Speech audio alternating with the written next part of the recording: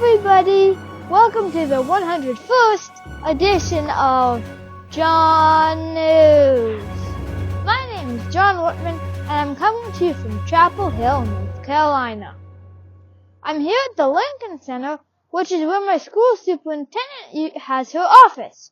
This used to be the Lincoln High School, the high school for black kids. Until the early 1960s, black kids and white kids went to separate schools here. I wanted to learn more about segregation, what it was like, and how it ended, so I spoke to Dave Mason Jr., who went to school in this building. Mr. Mason did some pretty important things. Watch this! Hi, Mr. Mason. Welcome to John News. Well, hello, John News. I can't begin to tell you how pleased I am to be on your podcast today. I'm pleased to be here, too. Is it really true that not so long ago there were places you couldn't go because you're black? Oh, gee whiz, John. Let me tell you. When I was young, black people in Chapel Hill were not allowed to be in the swimming pools. So as a result, we had to go to what we call swimming holes. The Catfish Hole was directly behind Northside School. I went there for years until one day I was on this log, and all of a sudden, a snake got on my leg. Oh, wow. Yeah. And I never returned. So, yeah, there were places that we couldn't go. But my earliest remembrance was when I was 5 years old. There was this place that had hot dogs, Okay. 10 for $1. My dad had given me a quarter. So after we got there, I'm sitting at the tape counter. They would come by and just look at me. All of a sudden, my mom comes over and she said, "David, we've been looking for you everywhere." I said, "Well, Mom, I'm here going to get me a hot dog." And she said, "You can't get a hot dog here." I said, "Sure I can. I can get 10 for $1, and I got a quarter." And she said, "You can't get hot dogs here because you're colored." And I'm 5 years old. And I said, "What's color?" And when we got home, she began to tell me why darker skinned people like myself weren't allowed to sit in certain places because they were dark skinned. That's just the way it is. Colored people cannot go certain places. So that was the first time I recall having a real bad experience being colored. How did it feel to be mistreated like that? Terrible, terrible.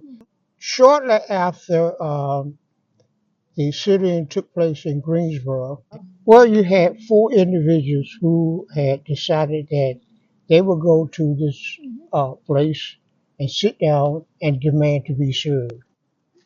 They did not receive service, primarily because, guess what? They were colored. Okay? So we decided that we needed to do something comparable to that here in Chapel Hill. Harold Foster says, "Dave, what do you think about what took place in Greensboro?" I said, "Man, we need to do something about it." He said, "Well, when do you want to do it?" I said, "As soon as possible." He said, "So let's talk about it. What do you think would be the first place we should go to?" And he said, "Big John." And I can tell you this, that was the best experience that I have ever had in my entire life. Subsequently, we were arrested, tried, and found guilty of trespass.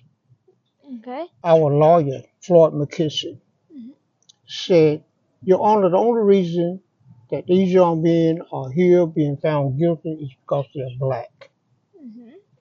And that was the most profound statement that I had heard in quite some time.